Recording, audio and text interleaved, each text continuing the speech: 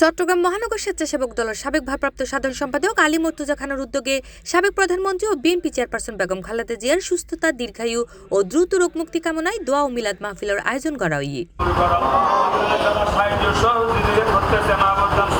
December 2 তারিখ মঙ্গলবার সন্ধ্যা 6টায় নগরের ফুরান স্টেশন এলাকাতে মিলাদ ও দোয়া মাহফিল অনুষ্ঠিত হয়। ফর আয়োজনকারী অকল দলীয় নেতাকর্মী অকলরে লগে লইরে নগরের বিভিন্ন সড়ক, মোড়, রেল স্টেশন এলাকার আশেপাশে অবস্থানরত ফতসারি, দিনমজুর, অসহায় নারী পুরুষ এবং এতিম শিশু অকলের হাতত হানার প্যাকেট তুলে দেয়।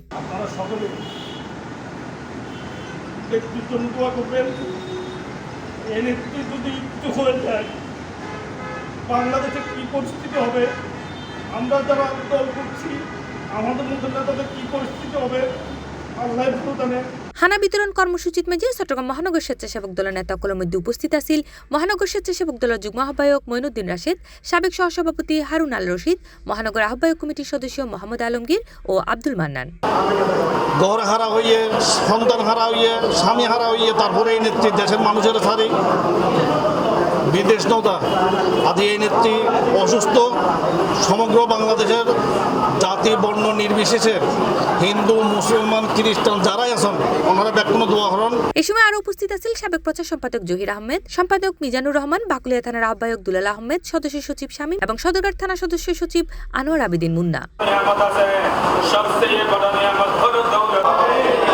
C+ TV Chittagong.